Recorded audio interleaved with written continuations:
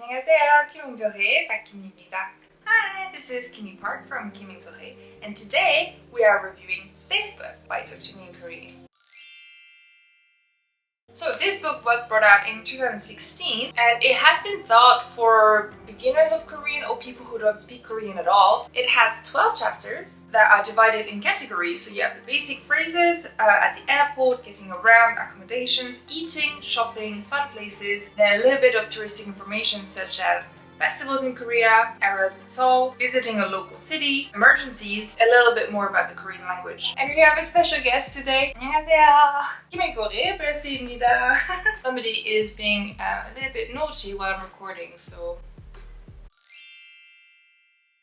this is how the book is constructed. The thing to know is, obviously, if you don't speak Korean, you would be worried about how to read Hangul, which is the Korean writing system. They not only have romanization, but they have adapted romanization for thought for an English speaker. Let's try to read one of the romanization with the English adaptation. 저기요, 남대문 시장 어디에서요? And if I read it in Korean, 저기요, 남대문 시장 어디 있어요? So it's fairly similar. As you can see from the layout of the book, it has loads of pictures. It's a very visual guide, which is fantastic because you don't want to be just looking for a specific word. You can go through the book and be like, okay, this is food. Okay, and you can have a quick look at the food. What is this? I have no idea. This is red and white, and this is a stir-fried kimchi tofu, tubu kimchi. I think it does indeed what it says on the tin, which is that it gives you pretty much all the reference for when you're traveling in Korea, all the useful sentences that you would need.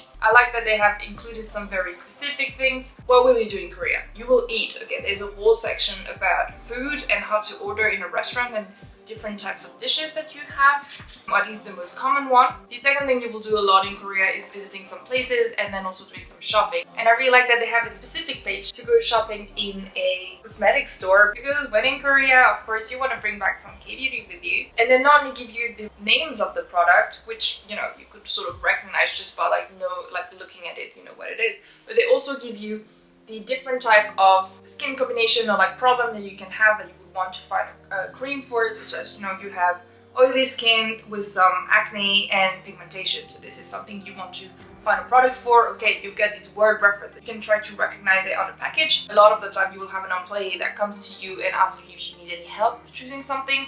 If you want something very specific and you don't speak any Korean, you could be like, okay, I'm looking for a serum, and you can point at it, that's anti-acne. So you can point to these two things, and then, you know, just by using the book and some body language, you would get your point across. Of course, if you go in Myeongdong, some of them will speak some English, but in my experience going to the beauty shops, even in Myeongdong, you might have some people that speak some very basic English, but generally speaking, they would feel a little bit uncomfortable having to speak to you in English. But they also have the more generally needed things, such as a convenience store, or going to the traditional market, which is also a very nice cultural thing to do.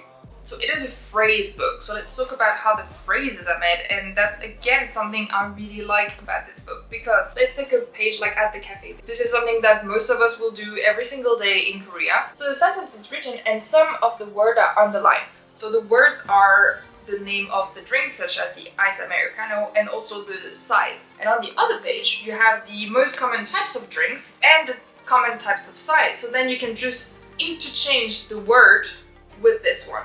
So you're like, okay, I don't want an ice americano, I want a cafe latte, and I don't want it in tall size, I want it in really big venti size. So then I can just change those two words in my sentence and still finish the rest of the sentence. It's very easy to take blocks and exchange them in the sentence. This is the whole way this book has been thought. So vocabulary wise, this is most of the thing that you're gonna need just during your trip. The way the sentences are presented is also really good, with this exchangeable structure to be able to be adapted to what you need and what you want. Another thing that they have are all these little cultural tips, or all these little post-it notes across the whole book. And what I really like about it is that it sort of informs you about something that you might encounter that seems really weird to you, a little bit very specific to the Korean culture. So this is in the section of introducing yourself. They're explaining that from the very moment that you introduce yourself, some people might ask straight away some very personal questions. When you were born, your blood type, and that kind of thing. And this is just something to know that in Korea this is very normal, while in the West or elsewhere it might be a little bit strange. And about the drawings, what I really like is that they've really made an effort on being representative of different cultures. So if we look at the page of the people, we have people of different ethnicity, type of dressing, people with different types of clothing, and I really much appreciate that because it's very uncommon in textbook illustration, especially one that you would assume is more targeted at a Western native English speaker audience. And the second cool things about the pictures are these little pop culture reference. So for example, here to say right and left, they draw these two little characters. Do you recognize them? Write their names in the comment. It makes it just a little bit more fun to try to spot them along the book. And the last thing is that it's a rather small size. It could have been a little bit more smaller still if you want to just travel with it. But there's also an ebook version available, so that's something that you could very easily have on your phone and just, you know, take it out whenever you need.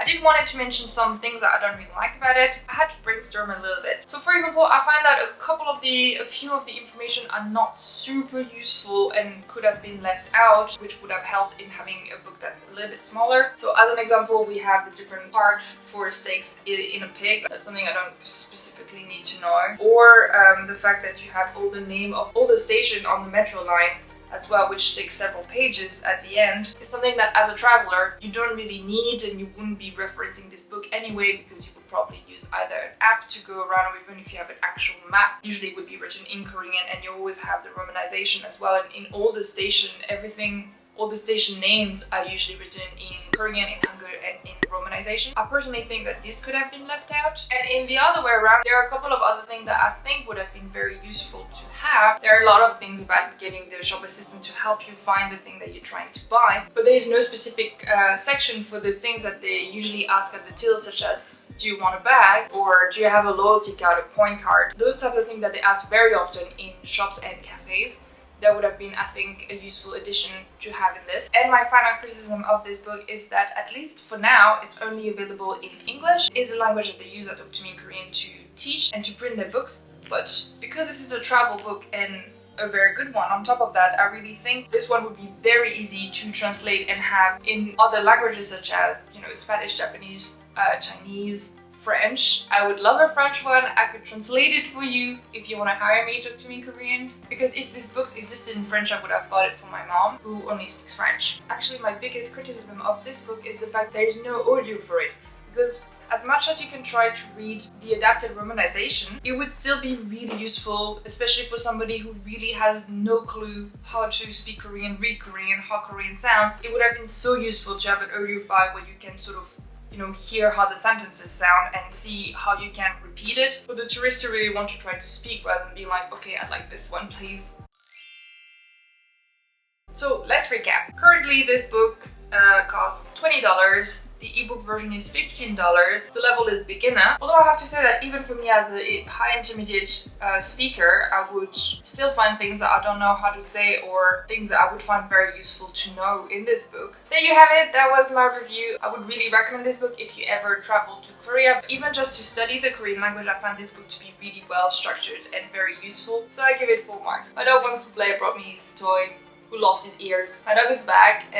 In Korean, dog is 강아지. And if, like me, you like dogs, I highly recommend you to go to a dog cafe in Korea. And this is his favorite toy. This is a bear. In Korean, a bear is 곰. He lost his ears in the first hour of being adopted by Mr. Percy right here. That was it for me today and my review of Korean Phrasebook for travelers. I hope it was useful to you. Please let me know by leaving me a thumbs up. Don't forget to subscribe. I've got plenty more book review to come. In the meantime, I wish you a lovely day and a lovely trip in Korea. Bye!